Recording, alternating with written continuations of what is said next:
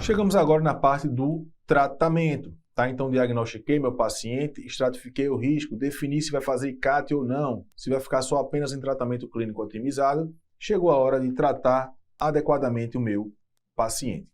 Quando eu falo em tratamento clínico, eu falo em corrigir fator precipitante, corrigir hipertensão, corrigir o diabetes, parar de fumar, oferece ao teu paciente um suporte psicológico, um suporte emocional, oferece ele adesivo de nicotina, uma bupropiona para diminuir a ansiedade pelo uso do fumo. Então, oferece algo a mais para o teu paciente para criar um link melhor, tá? Controla a dislipidemia do teu paciente. Se é uma doença inflamatória, é um lúpus, artrite reumatoide, controla a doença também, tá? Então, vou corrigir fatores precipitantes, consequentemente, reduzir os fatores de risco relacionados à doença aterosclerótica. Medidas de prevenção secundária, tratamento medicamentoso e propor estratégias de revascularização para aqueles pacientes que são considerados de alto risco cardiovascular ou aqueles que são limitantes, que estão tendo sintomas que não estão melhorando apenas com tratamento medicamentoso e não medicamentoso. Quando eu falo em tratamento antianginoso, eu tenho um beta-bloqueador como medicamento de primeira linha. Então, falei em angina estável, beta-bloqueador tem que vir na minha cabeça. Então, é droga de primeira linha. Eu vou preferir agentes cardioseletivos, que eles são melhor tolerados. Atenolol, bisoprolol e metoprolol. A ideia aqui é diminuir consumo miocárdico. Para diminuir consumo miocárdico, eu coloco uma frequência cardíaca em torno de 50 a 60 batimentos para controlar a angina do meu paciente. Tá? Se porventura ele tiver outra condição que requer um beta-bloqueador específico, por exemplo, um EC com fração de ejeção reduzida, eu vou preferir carvedilol, succinate, metoprolol e bisoprolol, que são medicações que mostraram diminuição de mortalidade no paciente com IC de fração de ejeção reduzida. Tá? É um DPOC, é um asma, prefira aí um beta-seletivo, atenolol, bisoprolol e metoprolol. Tá? Então, inicia o beta-bloqueador, o efeito a depender do tipo, 5 a 7 dias. Tá? Então, já está melhorando o sintoma, mantenha a dose. Não está melhorando, a frequência ainda está alta, aumente um pouquinho mais a dose do beta-bloqueador do seu paciente. Tá? Muitos deles já controlam apenas com o beta-bloqueador. Tá? Lembrar que o beta-bloqueador tem efeitos colaterais, broncoespasmo, então para DPOC é uma contraindicação relativa. Para asma, se você for por livre, coloca como contraindicação absoluta. E na prática, o que é que você faz? Na prática, a gente pode iniciar e observar como é que o paciente se comporta. Iniciei um seletivo preferencialmente. Fez um broncoespasmo, não dá para usar essa medicação. Tá? Iniciei, não piorou o broncoespasmo, não piorou a classe funcional da asma desse paciente, então posso utilizar para o meu paciente. Então você vai individualizar de acordo com o perfil de paciente. Lembrar que pode levar a disfunção erétil. Então, é um paciente que já tem queixa de disfunção erétil, eu posso preferir o nebivolol, que tem atividade de óxido nítrico, então pode melhorar um pouquinho a dilatação da região peniana, mas é uma medicação que pode levar à disfunção erétil. Bloqueio AV, principalmente bloqueio AV avançado, acaba sendo uma contraindicação ao uso da medicação e também efeito colateral.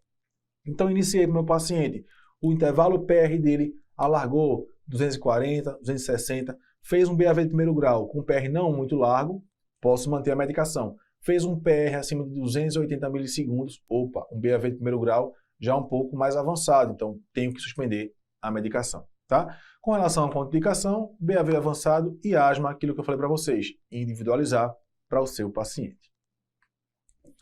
Se porventura meu paciente tem contraindicação ao beta-bloqueador ou não controlou apenas com beta-bloqueador, drogas de segunda linha serão os bloqueadores de canais de cálcio. Eu vou ter dihidropiridínico e não dihidropiridínico. Os dihidropiridínicos, como por exemplo o amlodipino, um antipertensivo bastante utilizado, promove vasodilatação de todas as artérias e também das coronárias. Então vai ser a droga de escolha para esse perfil de paciente, chegando aí a uma dose máxima de 10 mg por dia em dose única. Tá? O nifedipino, eu vou preferir aquele nifedipino que tem uma ação mais prolongada. Se eu utilizo de ação curta, eu posso ter taquicardia reflexa. Lembra que taquicardia aumenta consumo e pode piorar a angina do meu paciente. Os dihidropiridínicos, eu posso associar com beta-bloqueador, porque não interferem em frequência cardíaca. Já os não dihidropiridínicos, eu evito associar com beta-bloqueador, porque eles mexem na frequência cardíaca. Por exemplo, verapamil, diltiazem, diminui frequência cardíaca, então não vai ser uma medicação boa para utilizar junto com o beta-bloqueador. Com relação aos nitratos, eles têm os de ação rápida e os de ação mais longa. O de ação rápida vai ser utilizado como SOS. Então, esse paciente que tem angina estável, doença arterial coronariana crônica, deve andar com seu isordil, que é o dinitrato de isosorbida, lá no bolso. Fiz um esforço mais intenso, que eu não costumava fazer, senti a dor, repousei, coloco o nitrato sublingual 5 a 10 miligramas, a dor tende a melhorar aí rapidamente em 1 a 2 minutos. Tá? Os de ação longa promovem vasodilatação, também região coronariana. O mais conhecido é o mononitrato de isosorbida. Qual é o cuidado com relação aos nitratos?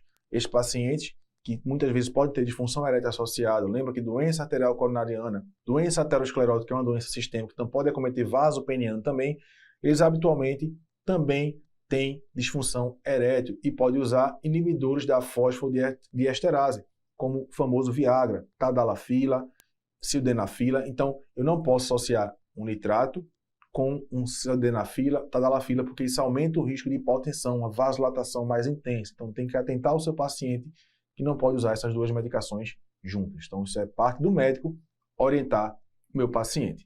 Se porventura está com beta-bloqueador, bloqueador do canal de cálcio, e mesmo assim não melhorou, eu vou para drogas de terceira linha, drogas que vão ser utilizadas nos pacientes que já são refratários. Eu tenho o famoso Vastarel ou trimetazidina, tá? Que é um modulador metabólico, então ele não interfere em pressão arterial e frequência cardíaca. Vai ser utilizado apenas nos pacientes com angina refratária. A dose habitualmente utilizada é 35 mg 2 vezes por dia. Tá? Eu tenho ivabradina, que também é utilizado nos pacientes que têm IC com fração de ação reduzida, que não controlam frequência cardíaca. Lembrar que ivabradina é o inibidor da corrente IF, então ela atua no nó sinusal. Então, se o paciente tem fibrilação atrial, eu não vou utilizar esta medicação. Quando é que eu vou utilizar ivabradina? Se eu não controlei frequência cardíaca com beta-bloqueador ou não tolera beta-bloqueador. Então, posso lançar mão da ivabradina. A dose habitualmente utilizada, 5 mg 2 vezes por dia. Posso chegar até em 7,5 mg 2 vezes por dia. Temos também a ranolazina, que o mecanismo ainda é desconhecido, que pode utilizar na dose de 500 mg 2 vezes por dia. Mas lembra, se está começando a ser refratário, eu tenho que pensar na possibilidade de fazer um cateterismo cardíaco para esse paciente o mais rápido possível. Tá? Então vamos resumir aqui o nosso tratamento de angina estável. O tratamento farmacológico ele inclui para o meu paciente nitratos de ação rápida, ou seja, nitrato SOS. Lembrar de controlar fator precipitante, ou é uma pressão arterial que está alta, diminui pós-carga, diminui consumo, então controla a pressão arterial do teu paciente. Ou os precipitantes da angina, então diz a ele, ó, tu sabe que se tu fizer um esforço muito grande, tu vai sentir a tua angina. Então controla a angina e deixa para evitar de fazer esse esforço se ainda não está controlado, ok? Então, nitrato de ação rápida. Eu vou lançar a mão agora do beta-bloqueador, que vai ser primeira linha. Não melhorou? Eu penso em colocar bloqueador do canal de cálcio, tá? Não melhorou? Trimetazidina e ivabradina. Não está melhorando? Nitratos de ação prolongada. Observem aqui, ó. Terceira linha. Não melhorou? Quarta linha, allopurinol, ranolazina. Observem, a partir daqui, eu já tenho que considerar a possibilidade de cateterismo cardíaco no meu paciente. Ele já está com angina que está muito refratária. Com relação ao tratamento clínico não farmacológico, então coisas que você já sabe, mas eu vou reforçar. Cessar tabagismo, perda de peso, exercício físico, controlar a comorbidade, controlar a hipertensão, diabetes, obesidade, dislipidemia, tá? Estatinas, independentemente do valor do LDL. Lembra, pessoal, o LDL é o vilão principal, a absorção subendotelial no vaso inflamado. Então, a estatina vai estabilizar a placa de ateroma. Posso lançar a mão também do ezetimibe, que também é uma medicação que vai atuar no LDL. O IECA vai ser utilizado para todos os pacientes que têm doença arterial coronariana crônica, demonstrou diminuição de mortalidade e morbidade cardiovascular quando associado para esse perfil de paciente, principalmente se já foi hipertenso e diabético. Tá? Para aqueles que não podem utilizar o IECA, posso lançar a mão de um BRA. Lucas, IECA e BRA, tem algum preferencialmente? Não, pode ser qualquer um. Tá? Losartana, candesartana, ramipril, captopril, você escolhe o que for mais fácil de utilizar, o mais barato, e o que tiver uma comodidade mais posológica para o seu paciente. Tá? Com relação a antiplaquetário, AS para todos os pacientes, a dose varia de 75 a 162 mg por dia. Então a gente tem a apresentação normalmente de 100 mg por dia, um comprimido após o almoço, tá? Clopidogrel, se tiver contraindicação AS. Lucas, eu acho que se fizer AS, clopidogrel é melhor, não? Faz os dois? Não mostrou benefício e aumentou o risco de sangramento. AS e clopidogrel juntos vão ser utilizados no contexto de síndromes coronarianas agudas. Aqui é síndrome coronariana crônica, tá? Então, o clopidogrel apenas se contraindicação ao uso da aspirina. Vou usar uma estatina? Tenho que ser agressivo. É um paciente de muito alto risco cardiovascular, alta potência. Atorvastatina, 40 a 80 mg, rosuvastatina, 20 a 40, ou associação de Cinva de 40 com ezetimibe de 10, e a meta de LDL para esse paciente vai ser menor que 50 mg por decilitro. Vou tratar o diabetes do meu paciente. Qual é a meta de hemoglobina glicada? Também tenho que ser agressivo. Então, a meta hemoglobina glicada menor que 7.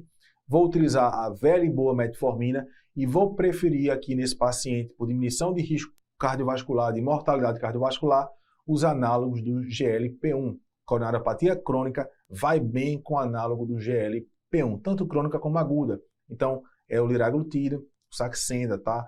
Então, essa medicação vai ser de preferência para tratar o meu paciente que tem diabetes e doença arterial coronariana. Perfeito? Então, resumindo aqui, tratar o vaso do meu paciente, a gente tem o mnemônico IEBA, IECA, estatina, beta-bloqueador e AS. O alvo da pressão arterial menor que 130 por 80 e o alvo do LDL menor que 50. Então tá aqui, tratamento clínico, a cesta básica do paciente que tem aí o quadro de doença arterial coronariana crônica na forma de angina estável, tá? Então, meu paciente está tratado, está bem medicado, controlou o fator de risco, mesmo assim está com sintomas de angina. Então, angina que está ficando limitante, refratário ao tratamento clínico. Ou não, fiz um exame de alto risco para esse paciente, fiz um sentido que deu alto risco, um eco que deu alto risco, um ergométrico de alto risco, fui para o CAT. Quando eu vou para o CAT, eu quero avaliar a anatomia coronária do meu paciente para propor alguma coisa a mais, além apenas do tratamento clínico, tá? Então, vou definir através do CAT se ele vai para uma cirurgia de revascularização miocárdica ou se vai para uma angioplastia. Quando eu falo em cirurgia, eu falo em pontes de safena, pontes de mamária. Qual é o paciente que vai se beneficiar mais da cirurgia? Aquele que tiver uma anatomia mais complexa. Para isso, eu tenho scores, não precisa decorar esse score, tá? O score deve ser feito entre cirurgiões, hemodinamicistas e o médico clínico. Então, um syntax score, que é o score mais utilizado, maior que 32, ou seja, muito complexo, nos pacientes que têm lesão de tronco de coronária esquerda, ou maior que 22 no paciente que é multiarterial, prefiro aí a cirurgia de revascularização. O diabético vai bem com cirurgia de revascularização. Fração de ejeção reduzida, porque se imagina que tem mais de um vaso acometido, então também vai bem com cirurgia de revascularização, é a anatomia mais complexa. Ou vaso derradeiro, ou seja, obstruir a coronária direita, ACX, o único vaso que está passando sangue é ADA, eu não vou pagar para ver. Então eu faço uma revascularização miocárdica, uma ponte de mamária para descendente anterior, porque tem uma durabilidade um pouco mais prolongada do que se eu fizer apenas uma angioplastia. Não vou correr o risco daquele vaso fechar e aí é morte súbita para o nosso paciente. Angioplastia eu vou preferir nas situações que não sejam muito complexas, tá? É uma lesão única.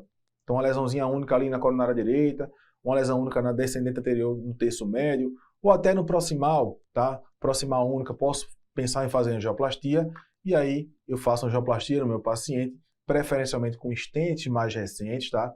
Stents que tenham aí eluídos por drogas farmacológicas. Lembrar que se eu fizer para um paciente com angina estável colocar um stent, ele vai usar por um período de tempo de 3 a 6 meses AS e clopidogrel, depois o clopidogrel vai embora ficando só o AS, tá?